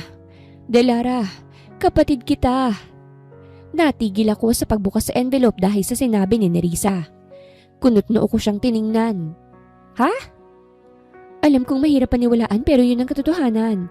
Ang nasa loob ng envelope na yan ay DNA test na magpapatunay na anak ka ni Mama. Magkapatid tayo sa ina, Delara. Tuluyan kong binuksan ang laman ng envelope at nakita kong resulta ng DNA test. Hindi ko alam kung paano sila nakakuha ng pampa-DNA test sa akin. Ngunit narito sa resulta ang katotohanan. Sumikip ang dibdib ko sa hindi malamang dahilan. All this time, may pamilya pala ako? Sa ngayon, dapat maintindihan mo kung bakit ka nasa ampunan. Yun ay dahil anak ka sa labas. Nagkasala si Mama at ayaw ni Papa noon sa'yo. Ngunit ngayong malaki ka na, sising-sisi siya. Gusto ko ring makita ni Mama, Delara. Pinigilan kong sarili kong maluha. Buong akala ko ay wala akong pamilya. Kahit saan-saan na lamang ako nagtutungo para buhayin ang sarili ko. Maraming beses akong gustong sumuko sa buhay na mayroon ako. Tapos ngayon bigla silang susulpot para kilalanin ako? Hindi mo na kailangang mag-live selling at magtiis sa maliit na apartment na ito. Delara, our family is rich. You don't need to work anymore because we have lots of businesses. Hindi ko alam kung anong ire-react ko. Gulat ako na may pamilya pala ako. At sa totoo lang, hindi ko naman sila hinahanap dahil okay na okay ako sa buhay ko ngayon. Anong punto mo sa lahat ng binabanggit mo ngayon? Nagsalita ang kanyang ama. Come with us, Delara. We're family. Ipapakilala kita sa lahat ng kapamilya mo. Umangat ang sulok ng labi ko sa kabinalingan si Nerissa. Maituturing mo pa rin ba akong kapamilya mo kapag sasabihin kong boyfriend ko na si Warren? Natigilan siya sa sinabi ko. Umangat ang kilay ko sa reaksyon niya. Mukhang hindi. Bawal ka na kay Warren kasi magkapatid tayo, Delara. Nandito kami para ipakilala ka sa pamilya mo. Pero kapag hindi ko kailangan ng pakilala sa pamilya nyo, maayos na yung buhay ko, Miss Nerissa. Ibinalik ko sa kanyang envelope. Huwag ka nang magsayang ng oras sa akin. Masyado na kayo huli para lapitan pa ako. Matutuwa pa siguro ako kung noon pa. Noong hirap na hirap pa ako sa buhay. Baka sasama ako sa iyo at baka susunod pa sa gusto sa sobrang grateful ko, Miss Nerissa. Alam kong gusto mo lang makipagbalikan kay Warren. Pero hindi mo ba na itatanong sa sarili mo kung bakit ayaw ka nang balikan ni Warren? How dare you question me that? Sobra namang halata kayo, Miss Nerissa. Alam mong may namamagitan sa amin ni Warren kahit gusto mong gamitin ang pagiging magkapatid natin para makuha mong muli si Warren. Ngunit hindi ko yun nahayaang mangyari. Wala na kayo ni Warren dahil niloko mo siya. Kaya't hayaan mo na siya sa buhay niya. Sinampal niya ako kaya't napahawak ako sa pisngi ko. Kaya masamang kutob ko sa'yo eh. Kahit ako hindi ko matatanggap na kapatid kita. Dahil alam kong nananalitay sa dugo mo ang pagiging mang-aagaw. Sinampal ko rin siyang pabalik dahil hindi ako nandito para magpaapi lang. Nagulat siya sa ginawa ko. Hindi ko rin naman gustong maging kapatid ka. Sino bang nagtungo sa apartment ko ngayon ha? Di ba kayo? Umalis na nga kayo dahil wala kayong makukuha sa akin. Hindi ko kayo kapamilya at wala akong pakialam sa yaman nyo. Kaya umalis na kayo. Hinila na ng lalaki si Nerissa na gigil pa rin. Siyang humarap sa akin. Binibigyan ka na ng pagkakataon, Miss Delara. Ngunit sinayang mo. Wala nang pagkakataon sa susunod. Ayos lang. Hindi ko naman inaasam na magkapamilya na katulad nyo. Umalis na sila matapos kong sinabi yon. Halos pinigilan ko lang ang sarili kong manghina dahil ayokong magmukhang talunan sa harapan nila. Napaupo na lamang ako para masapo ko ang aking puso. Wala sa sariling tumulo ang aking luha. Ngayon pa talaga? At halata naman na hindi sila genuine. Alam kong may gusto lang silang makuha sa akin kaya't gusto nila akong kilalanin. Pero nasanay na akong mag-isa. Hindi ko na kailangan ng pamilya. Lalo na't sila ang unang nanakit sa akin. Delara! Napatingin ako sa may pintuan. Umawang ang labi ko nang makita ko si Warren. Muntik ko na siyang makalimutan. May lakad nga pala kami ngayon. Mabilis siyang lumapit at tumabi sa akin. Kinagat kong ibabang labi ko. Pasensya na, mukhang hindi matutuloy ang lakad natin. Hindi ko na ipagpatuloy ang sinabi ko dahil niyakap niya ako. Parang lumambot ang aking puso sa kanyang ginawa. Mahigpit ang kanyang yakap na para bang gusto kong umiyak. Umiyak ka lang, nandito lang ako. Nanubig ang aking mga mata sa kanyang sinabit na payakap din ako sa kanyang pabalik. Doon natulog sa aking apartment si Warren para samahan ako. Nag-alala nga ako dahil may trabaho pa siya kinabukasan. Hindi ko maitatanggi na sobrang lapit niya na sa aking puso. Parang wala na akong dapat itago pa sa kanya dahil nakita niya na ang lahat sa akin. Warren, gising na. Kailangan mo pang umuwi. May trabaho ka ngayon, oh. Paggising ko sa kanya kinaumagahan. Sa sofa siya natulog at hirap na hirap talaga siya sa kanyang posisyon. Hindi ko nga maiwasang maawa at muntik ko nang ialok sa kanya. Natabi na lang kami. Pero pinigilan kong sarili ko dahil hindi pa naman kami. Dito lang ako. Nainis akong bigla. Bumangon ka na dyan. Huwag kang maging irresponsable, oy. Niyugyug ko na siya. Nang hindi pa rin siya natitinag, napapamewang na lamang ako bago lumapit sa kanyang tenga. Girlfriend mo na ako. Napaatras ako nang mabilis siyang bumangon at natulala sa akin. Ha? Narinig mo na siguro, di ba? Kaya't bumangon ka na. Kasi kung hindi babawiin kong sinabi kong, babangon na agad. Natawa na lamang ako nang singbilis ni Flash ang naging kilos niya sa sinabi ko. Kahapon ko naman sana siya sasagutin. Kaso biglang may umepal. Kaya't ngayon na lang. Hindi hadlang ang biglaang revelasyon ng pamilya ko para sagutin ko si Warren. Hindi ko naman naging kapatid ang babaeng yun para iwasan kong i-date ang ex niya. At isa pa, siyang nagloko. Kapal rin naman ang mukha niya. Ang sarap sa feeling na boyfriend ko ng isang Warren Bautista. Hanggang ngayon para pa rin siyang panaginip sa akin. Kada tapos kasi niya ng trabaho, sa akin siya pupunta para lang makasama ko. Ilalabas niya ako sa kabibigyan pa ng mga bulaklak. Ito ang unang pagkakataon na nagka-boyfriend ako ng matino at seryoso. Talagang iniingatan niya ako sa relasyon namin. Hindi niya rin ako tinatago dahil ipinakilala niya ako sa mama niya na dating boss ko. Hiyang-hiya nga ako nang magkaharap kami sa video call. Akala ko nga ayaw niya dahil hindi naman pareho ang estado namin ni Warren. Pero hindi siya matapobre gaya ng iniisip ko. Naging mabilis ang oras para sa amin ni Warren. Hindi ko nga namalayan na umabot na pala kami ng 1 buwan at sinorpresa pa niya ako. Pasensya na, hindi ko alam, isi-celebrate pala ang mansari. Hiyang-hiya kong sabi. Don't worry, akong magpapaalala sa iyo buwan-buwan. Anya sabay halik sa aking labi. Happy mansari nga pala. Ani ko saka siya niyakap. Sa bahay lang kami nagdiwang sa unang buwan namin bilang magkasintahan. Nanood kami ng palabas habang kumakain ng niluluto kong popcorn. Napakasimple lang ng date namin pero napaka-memorable na. I love you, Delara. Yun ang bulong ni Warren sa akin sa gitna ng aming panonood. Napatingin ako sa kanya. Ngumiti siya at sumandal sa aking balikat. Nakagat kong ibabang labi ko. I love you too, Warren. Kahit boyfriend ko na ang isang Warren Bautista, patuloy pa rin naman ang pagiging live seller ko. At hindi niya ikinakahiya yun sa akin. Siyempre kahit mayaman ang boyfriend ko, hindi naman ako tumatanggap ng pera sa kanya. Kailangan ko ring paghirapan ng sariling pera ko gaya niya. Tao po, delivery po. Anikot pa ulit-ulit na pinindot ang doorbell. Tao po. Tiningnan ko ang parcel at sinilip ang pangalan ng nag-order. Daisy Jimenez. Kumunot ang noo ko. Kaano-ano to ni Nerissa. Bumukas ang pinto ng gate at bumungad sa akin ng isang kasambahay. Parcel po. Nilakihan niya ang pagkakabukas ng gate. Pumasok ka. Ho, wag na, tanggapin mo na lang to. Na kay Ma'am Daisy ang bayad. Napakurap-kurap ako saka walang nagawa kung hindi ang pumasok. Malaki ang bahay ng pinasukan ko. Mukhang mayaman ang may-ari. Napapahinto pa nga ako dahil sa ganda ng mga disenyo. Para akong nasa ibang bansa.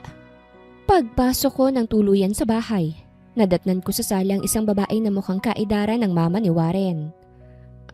Ikaw po ba si Daisy Jimenez? Tumayo ang babae mula sa pagkakaupo nang makita ko. Hindi siya sumagot ngunit kita kong pangungusap ng kanyang mga mata. Anong ibig sabihin ng mga matang yan? Wala na siyang pambayad? 240 lang po ang babayaran mo. Discounted na po to kaya't wala nang... Hindi ko na ipagpatuloy ang aking paliwanag dahil yumakap bigla sa akin ng babae at humagulgol. Gulong-gulo kong tiningnan ng kasambahay na wala man lang ginawa, kung hindi ang tumingin lamang. Ayos lang po ba kayo? Nauutal kong tanong. Anak ko! Hagulgol nito. Umawang labi ko't agad siyang nailayo sa akin. Anak kita! Masaya kong makita kang muli at ang laki-laki mo na. Umatras ako. Pasensya na ho pero anak kita kay Miguelito. Kapatid mo si Nerissa. Sumama ang pakiramdam ko. Kung hindi po kayo magbabayad, babalik na lang ako sa susunod. Ina mo ko, iha. Binalikan kita sa bahay ampunan ngunit wala ka na. Ngayon gusto kitang makasama muli. Nanginginig na hinawakan niya ang aking mukha. Gusto kitang makasamang muli, anak. Hanggang ngayon ay nalilito pa rin ako. Ina ko siya? Dapat ba akong umiyak kasi nakita ko na siya? Ang babaeng nagluwal sa akin ay itinapon sa bahay ampunan na para bang hindi niya ako anak. Pasensya na po pero ayos na po ako. Patawarin mo naman ako sa nagawa ko. Wala akong choice, anak eh. Hindi ko ginusto na ilagay ka roon. Ilang beses kitang hinanap nang marinig kong tumakas ka. Please maniwala ka sa akin. Gustong gusto kitang makasama. Ayos na po talaga ako. Galit man ako noon pero ngayon wala nang kaso sa akin yun. Ayun naman pala mama hindi ka gustong makasama ng anak mo sa labas. Sabay kaming napalingon sa bagong dating. Nakita ko si Nerissa. Hindi ka mahalaga sa kanya dahil mas mahalaga sa kanya si Warren. Ang ex ko na ngayon ay boyfriend niya. Umawang ang labi ng babae na nagsasabing ina ko raw at napatingin sa akin. Totoo ba yun? Totoo yun, mama. At gaya ng gusto ko, hindi ko hahayaang makasama sa isang bubong ang babaeng pumatol sa ex ko, lalo na kung kadugo ko pa. Hinawakan ng babae ang kamay ko. Kung ganun, hiwalayan mo si Warren, iha, para magsama na tayo. Yan naman ang gusto mo, di ba, Nerissa? Iwinakli ko agad ang kamay niya. Hindi ko ihiwalayan si Warren dahil lang sa gusto mo, ma'am. Hindi ko ibig makasamang pamilyang tumapon sa akin na para akong basura. Hindi ko kailangan ng reunion at makipagplastikan sa inyo. Natawa si Nerissa. Sigurado ka ba na mahal ka ni Warren? Baka naman ginawa ka lang niya dahil magkahawig tayo. Naalala ko pa noon na grabe ang iyak ni Warren nang malamang niloko ko siya Hindi pa siya makamove on sa akin, Delara. Kinuyom kong kamao ko at tiningnan siya. May pagkakahawig nga tayo ni Risa. Ngunit magkaiba tayo ng ugali. Siguro sa ugali lamang ako dahil hindi ako manluloko. Inihagis ko sa kanya ang parcel na ikinagulat niya. Huwag niyo na akong guluhin ulit hindi ko kailangan ng pagmamahal niyo. Masaya na akong mag-isa kaya tigilan niyo na ako. Hindi ko tanggap na kayong pamilya ko. Nilagpasan ko na siya. Ingat sa biyahe. Ani ni Risa. Bumagabag sa isipan ko ang nangyari kanina. Kahit nasa gitna ako ng pagmamaneho ng motor ko, ginugulo nilang isipan ko. Kaswal kong nakitang babaeng nagluwal sa akin sa mundong ito. Hindi man lang ako naapektuhan sa pag-iyak niya. Siguro ay dahil buong buhay ko, hindi ko naman siya nakakasama. Dagdag pa na plano nilang tanggalin sa akin ang kaligayahan ko. Napagtanto ko na napakamakasarili nila at balak nila akong kilalanin kung hihiwalayan ko si Warren, which is hindi ko gagawin manigas sila. Plano ko sanang huminto muna sa may tabi upang magpahinga. Mainit kasi at plano ko ring uminom ng tubig. Ngunit kinabahan ako nang hindi gumana ang brake. Bumilis ang tibok ng puso ko't nataranta. Anong nangyayari? Bakit biglang... Ingat sa biyahe. Napasinghap ako nang maalala ko ang sinabi ni Nerissa. Kaya niya ba ako pinag-iingat dahil may ginawa siya sa motor ko? Marami na ang bumusina sa akin dahil sa pagmamaneho ko. Ang dami ko nang inilaga na sasakyan para hindi ako mabangga. Kaso nang wala na talaga akong kontrol sa motor ko, bumangga ito sa poste. Kasama ako. Magandang araw mga viewers! Ang kwentong ito ay hatid ng Love Series TV. Salamat sa pakikinig! Warren's point of view. Mapapaagang pag-uwi ng aking ina mula sa kanyang bakasyon. Yun ay dahil may bago kaming investors at kailangan ng presensya niya. Hindi pa kasi ako ang tunay na CEO kahit hindi pa sapat ang presensya ko. Susunduin ko si Mama bukas at isasama ko si Delara. Tumunog ang phone ko sa gitna ng meeting ko. Nang silipin ko ito, pangalan ng girlfriend ko ang nakalagay. Bakit siya tumatawag sa ganitong oras? Hindi naman siya tumatawag sa ganito kahit nakakapagtaka lang. Nag-excuse muna ako saglit at lumabas sa silid. Hello? Hello? Is this Mr. Warren Bautista? Kumunot ang noo ko dahil hindi boses ni Delara ang bumungad sa akin. Yes, I'm Warren. Pero sino to? Bakit nasa iyo ang phone ng girlfriend ko? This is from Las Islas Hospital. I just want to inform you that Miss Delara Duga-Duga is here. At ikaw po yung nasa emergency calls niya since wala kaming nakitang ibang kapamilya. Huh? What happened? Nabangga po si Miss Duga-Duga sa sinasakyan niyang motor sa poste po at nasa critical pong kalagayan niya. Naibaba ko ang phone ko at bumilis ang tibok ng aking puso. Mabilis akong umalis at hindi na bumalik sa meeting para puntahan ang aking nobya. Hindi na ako mapakali habang papatungo roon.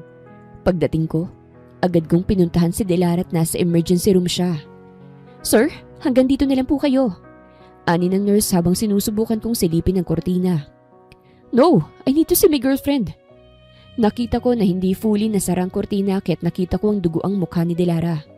Nanghina ako. What the heck happened? Bakit sa tuwing may magandang balita sa akin, papalitan agad ng kalungkutan? As if someone's trying to ruin our happiness. Inimbestigahan din ng mga pulisya ang pangyayari at konklusyon nila. Hindi to isang ordinaryong aksidente lamang. May nakita kasing putol na wire sa motor ni Delara na nagresulta ng pagka-aksidente niya. Sa araw na yun, nag-deliver si Delara ng mga orders at wala namang nangyaring masama sa kanya. Hanggang sa nag-deliver siya sa bahay ng mga Jimenez. Inaakusahan mo ba ako, Warren? Tanong ni Nerissa sa akin na magkaharap kami. Bakit hindi? Kapatid ko siya. Bakit ko siya gagawa ng masama? Gusto lang naman ni Mama na makasama siya pero nang dahil sa'yo hindi yun mangyayari. Iyak nang iyak si Tita Daisy nang malamang na aksidente sa araw na yun si Delara. Sinisisi niyang sarili niya dahil nag-order pa siya. Ayon sa kanya, gusto lang niyang makita ang anak niya sa unang pagkakataon. Hindi niya kahilingang maaksidente ito. Ngunit itong si Nerissa, sobrang defensive. Maaari ko bang makita ang CCTV sa araw na yun? Tanong ko kay Tita Daisy. At bakit? Si Nerissa ang nagsalita. Bakit kailangan mo pang halugugin to, Warren?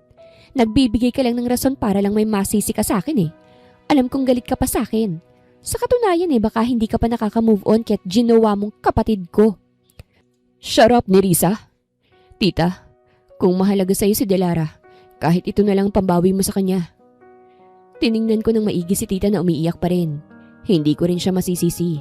I heard her story. Na wala siyang choice kung hindi ilagay si Delara sa bahay ampunan dahil hihiwalayan siya ng asawa niya at hindi na magiging complete family si Nerissa. Kumbaga, sacrificial baby si Delara. Oh, of course! Pwede niyong tingnan ng CCTV.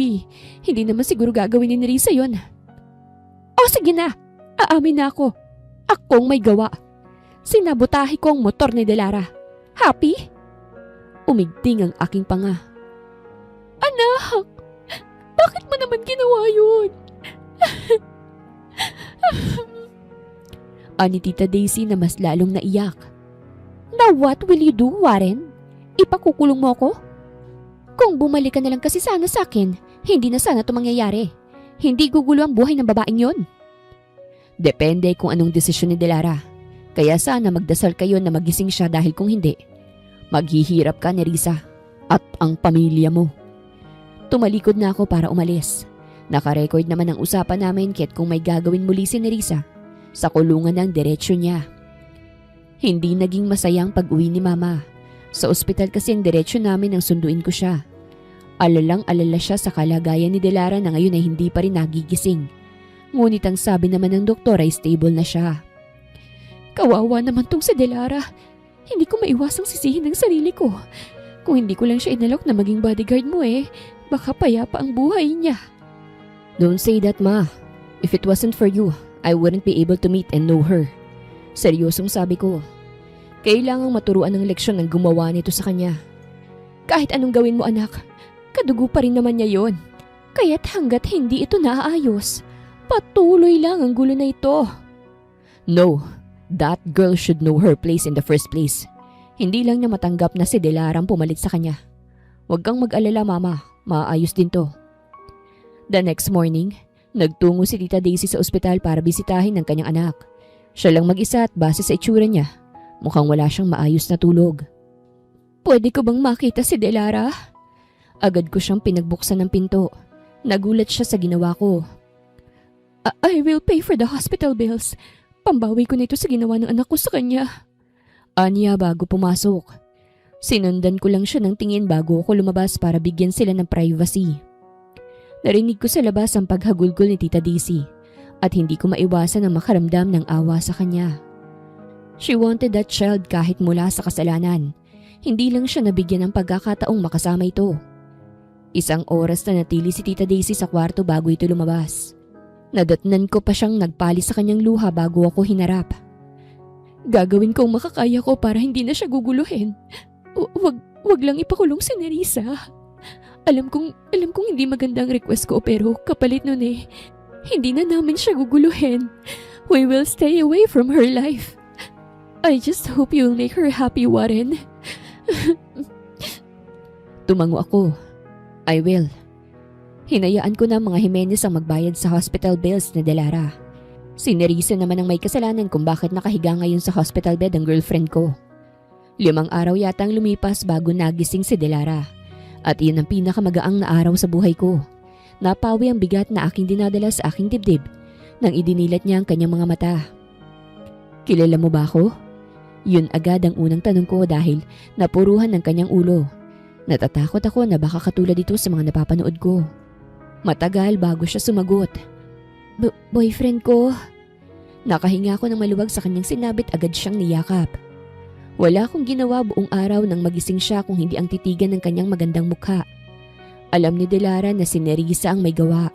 May kutob na siya bago siya umalis. At ayaw niyang kasuhan to dahil ayaw niya na ng gulo. Basta, wag na muli niyang gagawin yun kasi isasama ko talaga siya sa impyerno. Napangiti na lamang ako dahil walang nagbago sa kanya. Ilang araw pa siyang nanatili sa ospital bago siya tuluyang inilabas. Naka-wheelchair pa siya dahil mahina pa ang kanyang paa dahil sa aksidente. At paglabas namin, nakasalubong namin ang mga Jimenez. Daisy! Si Mama ang sumalubong. Anong ginagawa mo rito? Tumingin si Tita Daisy kay Delara na nakatingin na rin sa kanya. Kamusta ka na? Ayos lang, hindi pa nakakalakad. Kita ko ang guilty sa mukha ni Tita. I am sorry. Hindi mo kasalanan. Agad na wika ni Delara. Kaya wag kang mag-sorry. I wanted to be with you, Delara. Alam ng Panginoon yun kung gaano akong nangungulila sa'yo. Pero alam kong hindi ka rin magiging masaya kung kasama kita. My mistake will just hurt you. Kahit alam kong sasaya ka sa piling ni Warren. He will take good care of you, Iha. Napahawak si Delara sa kamay ko. Nagkatinginan kami. Alam ko po, mabuti at sinayang ng anak mo ito. Ako tuloy ang nakabenepisyo. Napangiti na rin ako sa kahinalikan siya sa labi bago kami tuluyang umalis. Ilang linggo rin ang lumipas bago tuluyang nakalakad muli si Delara. Nasa bahay ni Mama siya na natili para mabantayan ang kalagayan niya. Maganda rin ang relasyon namin. Bihira lang kaming mag-away kasi nagkakasundo kami sa lahat ng bagay. Kamusta ang aking CEO? Salubong agad sa akin ni Delara nang umuwi ako. Mabilis lang ang panahon para sa amin. Ngayon, 6 na buwan nang nakalipas mula nang maaksidente siya at ibinigay na rin ni Mama ang CEO posisyon niya sa akin. Sa loob ng 6 na buwan na yun, may kontak na si Delara at si Tita Daisy. Minsan lumalabas sila para makasama ang anak. Hindi ko nga alam kung paano nangyari yun. Nangyari na lang bigla. Hindi mo man lang ako binisita. Ani ko. Yumakap agad siya. Sorry na. Nagpasama ako sa mama ko eh. May binili lang kami. Anong binili mo? Kumala siya sa pagkakayakap at may pinakita. Sing-sing. Umawang ang labi ko. Sing-sing? Oo, kasi gusto ko na magpakasal. Napatingin ako sa kanya. Ha? Magpakasal na tayo, Warren. Anya sa akin at ipinakita ang singsing. Para to sa'yo. Kung tatanggapin mo ko, isusuot ko sa'yo. Pero kung hindi, sa iba na lang. Pakakasalan kita, Delara. Inunahan mo naman ako mag-propose sa'yo eh. Kinuha niya ang kamay ko, hinawakan kong kanya mukha saka siya tiningnan. Mahal kita, Delara. Habang buhay na tayong magsasama.